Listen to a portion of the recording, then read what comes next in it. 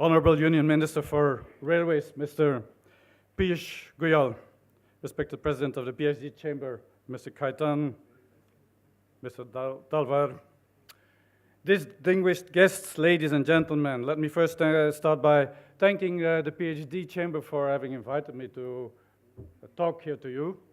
This is actually the second time that I am present at your PhD Rail Convention. This is the second time.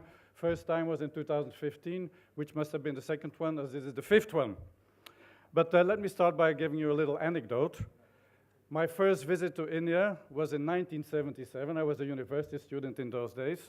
And I did travel by Indian Railways from Delhi to what was called in those days Benares in second-class coach. So I know something about Indian Railways.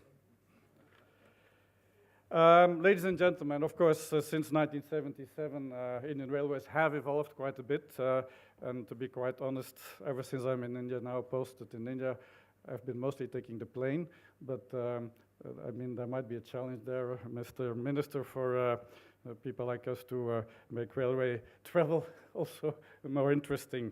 But I think that indeed the theme that has been chosen, innovation, partnerships, and challenges, is a very relevant one.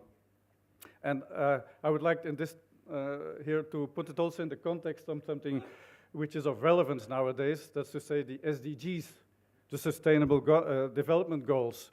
And I do remember that the minister was before the Minister for Energy and Renewable Energy, so he knows everything about SDGs.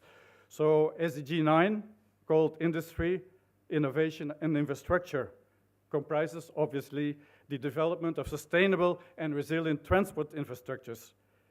And it is clear, ladies and gentlemen, for the world to attain these goals, and especially SDG 9, that special efforts will have to be made to develop the railway sector, one of the most environmentally friendly modes of transportation. Indeed, the environmental benefits of using rail transportation are especially clear as far as CO2 emissions are concerned. So I would say that the challenges related to the sustainable development will only be successful through innovation and partnerships. And of course, obviously, one of such partners for India in the railway sector is without any doubt Belgium. Now, I'm going to give you just two reasons. First of all, there is a historical reason.